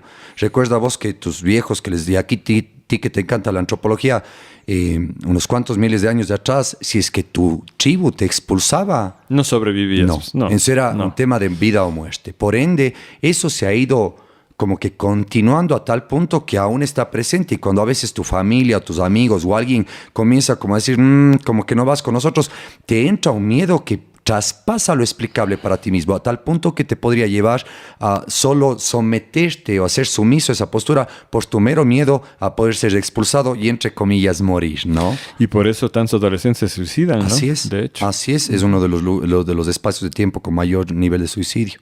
Y ahora a nivel individual, bueno, y eso también obviamente puede pasar a nivel positivo, ¿no? Que también una buena movimiento de onda, pues lo que está pasando con la red, ¿no? Nosotros somos una familia hermosa que nos estamos contagiando de regeneración, de cosas positivas, hermosas. Ahora a nivel individual es importantísimo, Javi, porque ¿cuál es la narrativa que yo me estoy contando a mí de mí mismo? ¿Qué es lo que yo estoy con? ¿Cuál es la historia que yo cuento del mundo? ¿Cómo redacto yo mi propia biografía, por ejemplo, ¿no? Y en esto es crucial porque uno de los experimentos más importantes de la historia en la neurociencia, bueno, para mí al menos, fue cuando se descubrió de que el cerebro no distingue lo que ve de lo que imagina. Y esto wow. Sí, y esto se descubrió con uno de los experimentos más simples que te puedas imaginar. Pusieron un grupo de gente dentro de una resonancia magnética y les mostraban una banana, ¿no? Y le decía, oiga, mire la banana. Y todos veíamos que se activaba una zona del cerebro. Y luego decía, oiga, cierre los ojos, imagínese una banana. Y se activaba la misma área. Y esto explica por qué un hermano escribió un libro que me encanta, ¿no? Que se llama ¿Por qué las cebras no tienen úlceras? Y que en resumen lo que viene a explicar es cómo es que el ser humano es el único animal tan pendejo de poderse estresar sin que nada pase. O sea, el ser humano, claro, el ser humano se puede sentar en una silla y puede hacer que le dé una úlcera solo imaginándose que el jefe le baja las orejas, o que la esposa le va a ser infiel, o que el hijo va a morir en un accidente de carro yendo a la escuela. Y nunca pasó, pero tu cerebro al imaginarlo ya segrega todas las hormonas de estrés, del cortisol, la adrenalina. Y vos cuando segregas adrenalina, que es una hormona hermosa, pero para correr de un tigre, pues, hermano, para salir corriendo de una situación realmente amenazante, es como un lubricante que activa tu cuerpo para huir, atacar, yo qué sé. Pero si vos segregas ese grupo de hormonas mientras estoy sentado detrás de la compu, se comienzan a acumular como grasas que terminan por desgastar mi cuerpo, ¿no? Otra vez te adelantaste a la pregunta exacta que quería hacerte. El estrés, porque de eso estás hablando, ¿no? En realidad, esa cosa que es súper útil para lograr. Me acuerdo de un amigo que se accidentó y el carro, un trooper viejo, le cayó sobre el brazo porque tenía estaba con la mano afuera, ¿no? Acabó así. Y él se desmayó del dolor y luego se despertó fuera del carro y había sacado a su amigo y a su amiga del carro y nunca se explicó cómo. Como Superman. Cómo logró levantar el carro y sacar su brazo roto y arrastrar a sus amigos, ¿no? O sea, por la adrenalina que tú dices, nos convierte en superpersonas la adrenalina. Así es. Pero acumularla, que es lo que nos dedicamos a hacer, y yo ahí me uno al grupo, es destructivo. Y la otra cosa que mucho estamos sufriendo, y nuevamente ahí también me meto yo, es la pérdida de sueño, o sea, la incapacidad de dormir. Claro. Que tiene mucho que ver con la exposición a la luz, ojo, también, ¿no? Ya. Que estamos mucho más expuestos a la luz de lo que nunca estuvimos. Bueno, a mí la paternidad me jodió. También. Eso todavía no la sabes tú, pero bueno. ¿Qué tan dañino es la pérdida de sueño y el estrés? ¿Qué afecta a nivel ya físico real? ¿Y qué podemos hacer al respecto? A ver, vamos por partes. Me recuerdas si me salto la del sueño. Vamos por el estrés, ¿no? El estrés como tal, tengo dos ejemplos hermosos para los cuales hablar. El estrés en sí es relativo. El estrés no es ni bueno ni malo. Más bien depende de cómo lo interpretas tú. Tanto así que un hermano que recién murió de COVID daba una linda explicación. Él decía, el estrés con mucha frecuencia es el desafío malmente interpretado, ¿no? Y esto se explica, por ejemplo, por un paracaidista. ¿Vos crees que un paracaidista no esté estresado? Su cuerpo, claro, de eso se trata, un escalador, un ajá. surfista, pues ellos están escogiendo activa y voluntariamente estresarse y segregar cortisol, adrenalina, y les hace bien, tan sanos, viven felices, duermen bien. Sin embargo, si es que yo siento estrés y lo interpreto como malo, puede aumentar hasta el 70% de tu posibilidad de morir temprano. Y aquí se hizo un estudio interesante en la Universidad de Harvard, fíjate. Cogieron un grupo de estudiantes que estaban al borde de dar el examen, que era el más famoso por ser el más jodido de toda la carrera, ¿no? Y antes de entrar al examen se acercaron a los estudiantes, los dividieron en dos, y le dijeron a un grupo, ¿qué estás sintiendo? Y dijo, puta, estoy sudando, estoy estresado, siento que, no sé, me duele la panza y demás. A un grupo le dijeron, ñaño, lo que vos estás sintiendo, hermana, es un montón de bioindicadores internos de que tu cuerpo está segregando todas las hormonas necesarias para afrontar un desafío. Así que aprovecha que tu cuerpo está como, tus ojos están abiertos, estás hiperventilado, lo que te permite que tu cerebro funcione mejor porque está más oxigenado, bla, bla, bla, bla. Y al otro grupo le dijeron, puta, sí, ya nada, hermano, da lo mejor que puedas, ahí dale con todo. Los resultados de aquellos que habían aprendido a interpretar esas señales de la sudoración, de la hiperoxigenación, como buenas, como un cuerpo preparado para el desafío, tuvieron mejores resultados en el examen, ¿no? Es como eso de no te asustes cuando te sientes estresado, sino más bien aprovéchalo como una señal de que estás listo para hacer eso que estás al borde de hacer, ¿no? Otra vez te adelantaste. Vamos a volver al sueño despuesito, porque Dale. ahorita tú topaste la esencia de una filosofía que ya es milenaria. Ajá. Y que está regresando con una fuerza inaudita en nuestro tiempo, el estoicismo. Yo sigo el estoicismo, de hecho. No voy a decir soy estoico porque ni siquiera sé realmente qué significará eso, pero me parece fascinante porque es lo que tú estás diciendo.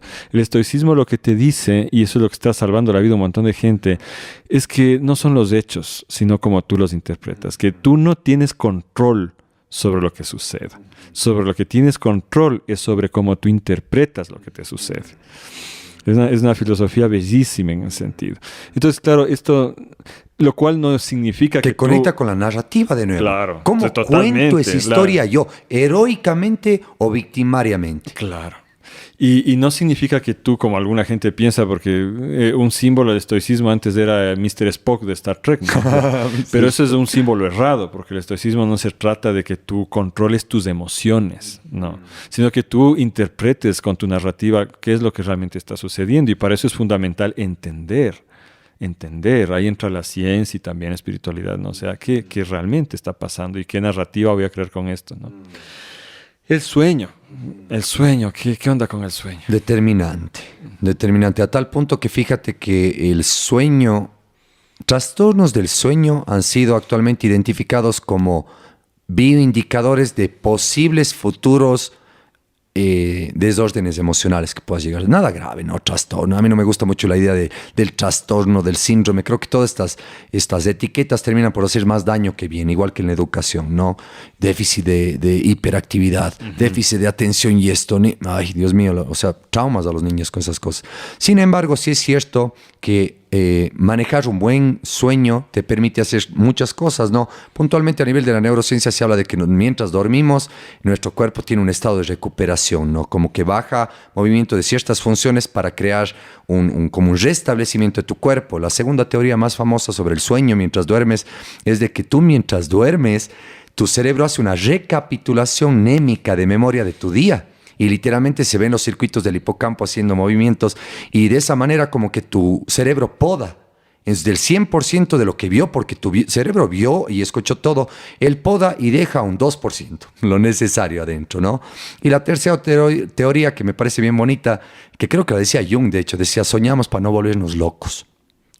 Porque nosotros con frecuencia en los sueños, no sé si te habrá pasado, como que uno descarga necesidades o deseos emocionales que no los puedes hacer en la vida diaria porque te darían malos resultados sociales. De ejemplo, yo le quiero sacar la piola a mi jefe porque es un pendejo, pero no lo voy a hacer. Y en mi sueño le meto un batazo en la cabeza, ¿no? Y me relaja y al día siguiente capaz me levanto y digo, ay, es como un imaginario donde si el cerebro no distingue lo que ve de lo que imagina, me permite descargar cosas que si no, no lo podría hacer en la vida diaria para poderme ajustar a un orden social. Hablamos de sueño y son dos cosas a la final, ¿no es cierto? Primero está el hecho que tú dices ahorita de soñar. Y es brutal como es una narración el sueño también nuevamente, ¿no? Completamente. Y hay algo que es común a todas las culturas indígenas de América en el manejo del sueño, que yo lo viví en carne propia con los naporrunas, los quichuas de la Amazonía, aquí del río Napo. Y era ver cómo se levantaban antes que salga el sol, ¿no? 5 de la mañana ya estaban en pie. La mujer, que es la encargada en su cultura de esto, ya había prendido el fuego desde antes, de hecho, y tenía ya lista la guayusa. La guayusa ilex es una planta amazónica que tiene el mismo principio activo que el mate de los argentinos, uruguayos, brasileños, ¿no? Entonces se sientan en torno al fuego y muy quedamente, en una voz muy tranquila, todos y todas, incluyendo los niños, cuentan lo que soñaron. Y el poder que tiene eso para determinar su vida es famoso en la literatura etnográfica, ¿no? O sea, llegaban al punto de si alguien soñaba que le regalaban algo, en la vida real procuraban regalarle eso o algo parecido. O sea, y yo lo veo, Masi Rogelio, mi compañero que le hicimos la entrevista, él constantemente se refiere a los sueños. Chuta, soñé esto. Oye, qué pleno soñé esto. Entonces, está siempre presente el sueño entrelazado en la vida, cosa que en nuestra cultura occidental hemos como perdido esa dimensión, ¿te parece a ti? Sin duda. Tanto así que, bueno, Jung también hablaba mucho de esta interpretación de los sueños, ¿no? Que es diferente a la de Freud, por ejemplo. Que Freud daba como estos simbolismos más como prácticos. Incluso hay otros tipos de interpretaciones de sueños, tales como cuando se te cae un diente significa que vas a quebrar económicamente. Claro, ¿qué piensas vos de eso? Yo esa de ahí no creo para nada, te soy sincero. Pero, por ejemplo, hablando de la teoría que hablábamos de que posiblemente el cerebro es un sistema satelital de interpretación y que el tiempo podría ser relativo, es posible que en los sueños lleguen ciertos mensajes premonitorios, ¿no? O ciertos mensajes que puedan elucidar algo acerca de lo que se viene, ¿no? Por eso la famosa historia de las vacas flacas y las vacas gordas de la Biblia, ¿no? Así que sí, me consta que pues Jung también decía, tus sueños te están dando mensajes existenciales sobre tu vida, ¿no? Y en algunos casos, por ejemplo, la psicología gestáltica hace un lindo trabajo de interpretación de los sueños en el cual tú vas interpretando esos mensajes metafóricos que tú mismo te estás queriendo dar a veces a través de los sueños sobre algo que necesitas entender, resolver o aclarar en tu vida. Para mí por ahí va. Son esos mensajes metafóricos cargados de contenido simbólico, ¿no? Esta cuestión de que tú decías al inicio de vivir el momento, me hizo recordar algo que no quiero que quede por fuera, y es que en el mundo indígena se habla de las tres pachas, ¿no? El árbol de la vida, cuya raíz, el Lucupacha, es la oscuridad, es el pasado, es el inconsciente. El tronco, ¿no es cierto? El caipacha es del aquí y el ahora, es la acción, es lo que construimos, es este instante preciso y lo que hacemos con él. Y el hanapacha, que son las ramas, árboles, o sea, del árbol, ¿no? Flores, frutos, viene a ser el mundo de las ideas, del arte, la filosofía. Y lo que dice en realidad la filosofía andina es que hay que vivir en todo el árbol. En todos. Porque un árbol sin raíz, si tú tratas de ignorar el subconsciente, el pasado, lo que vivieron tus padres, se cae el árbol pues nomás.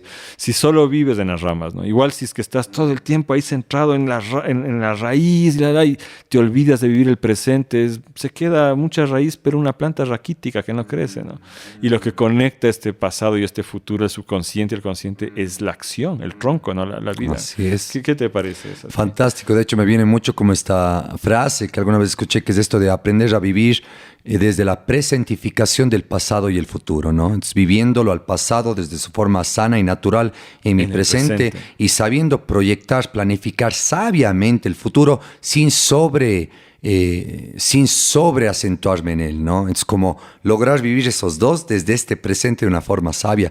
Ese es un gran arte, sin duda. Eso suena bellísimo. Para ir cerrando, Wilson, no nos olvidemos de la pérdida de sueño en el sentido de las horas en las que duermes. ¿Qué nos puedes decir respecto a eso? Mira, eso es hermoso porque es muy relativo, y aquí volvemos a hablar de los constructos sociales, ¿no? La neurociencia dice que hay tres tipos de formas de dormir, ¿no? Las cigarras, que son las personas que tienen de forma muy natural una tendencia a levantarse muy temprano. Los búhos, gente que tiene una tendencia a más bien estar como muy activos en la noche, en horas medio nocturnas, ¿no? Y pues medio los intermedios, ¿no? Entonces, que somos la gran mayoría de la población, ¿no? Sin embargo, yo de mi propia como lectura y investigación, y en el encuentro sobre todo con las comunidades indígenas de la selva, me llama mucho lo relativo que puede llegar a ser. Veo grupos humanos que duermen 3, 4 horas y es más que suficiente. Y también esto coincide con algo que algunas veces se llamó el insomnio del éxito, en los que mostraban cómo, por ejemplo, no sé, Napoleón o gente muy exitosa del planeta duerme 3, 4 horas máximo, o sea, vive casi 2 veces lo mismo que otra persona, y que esta idea de las 8 horas de sueño es medio también un constructo social como para hacernos dormir más, ¿no? No sé. ¿Será? Pero esto sí, son cosas relativas. Porque lo que yo he escuchado desde la ciencia es que lo óptimo es que procures dormir no menos de 5 y no más de 9. Que ese es como el rango medio sano. Porque sí, ahora yo he leído y estoy preocupado porque yo ando durmiendo 4 horas, así, máximo 6. Y lo que yo tengo es que sin importar a la hora a la que me duerma, yo me levanto con el día. Así me he dormido a las 5, a las 6 ya me levanto, ¿no? Y claro, está relacionada la falta de sueño con trastornos cardíacos y con Alzheimer, ¿no? El no dormir lo suficiente. Y hay la discusión de si llegas a recuperar realmente lo que se llama la deuda de sueño. Es delicado. Es un tema, como te digo, delicado. Fíjate que incluso hay una sugerencia a nivel como de ese cuidado personal de que intentes dormir o bien 4 horas o bien 8 horas. Porque hay como ciclos de sueño. Entonces, los que tienes como tu zona REM, no REM y demás, de movimiento ocular así. Entonces, que por eso típico cuando a veces como que te levantas a las 4 horas, que ya completas un ciclo y te quedas y como haces el snooze, postergas el despertador y te duermes 4:30, 5, te levantas 1 hora más tarde, a veces hasta más cansado. Es algo, la verdad, que Javi, si uno se pone a mirar, está siendo debatido en varios lugares del mundo y creo que, pues sí, lo óptimo sería que vos puedas confirmar en tu vida que estás durmiendo bien y que tu sueño es recuperador. Lo que necesitas. Y si no te estás sintiendo recuperado, pues por ahí fijaste incluso si no estás comiendo muy noche, por ejemplo, que podría afectar tu sueño, o si incluso por ahí tienes ciertas cositas que resolver en la vida diaria que podrías intentar resolver. Y también si estás en una etapa de tu vida como vos con tu guagua que simplemente no puedes dormir más, ¿me cachas? Estás con una situación contextual que te esté exigiendo otro nivel de estrés que del que de pronto tengo yo en mi etapa más juvenil, ¿no? El joven. Oye, Wilson, nos quedan muchos hilos sueltos, entonces tocará volver a hablar. También tendremos otros invitados, pero sí quisiera que nos acompañes alguna otra vez. Y tal vez ahí conversemos más a fondo de qué haces tú concretamente en Inti Camari para ayudar a la gente a resolver estas cosas, ¿no? Me encantaría. Yo te agradezco infinitamente. La verdad es que nos has ayudado a navegar este tema tan espinoso muy bien, así te felicito. Espero oyentes que hayan disfrutado mucho y que lo tengamos de cuenta, Wilson. No sé si quieres decirnos algo para despedirte. Oye, no, muchísimas gracias a vos, Javi, muchísimas gracias también a la red y a todos los oyentes, porque pues, son temas hermosos que tienen que ver con todos nosotros y que sí nos pueden llevar a crear más amor, más armonía, más compasión entre nuestra gran familia, pues sigámoslos hablando, ¿no? Sigamos dándole diálogo. Gente, bórrense los programas que no les sirven, duerman bien, coman rico, cuiden el cuerpo, que es el único que tenemos, y este cerebro es parte del cuerpo, ¿no? Que reguemos los pensamientos que están buenos y dejémosles de regar mucho esos que no queremos que crezcan tanto, como decía el sabio Jesús. Gracias, Wilson.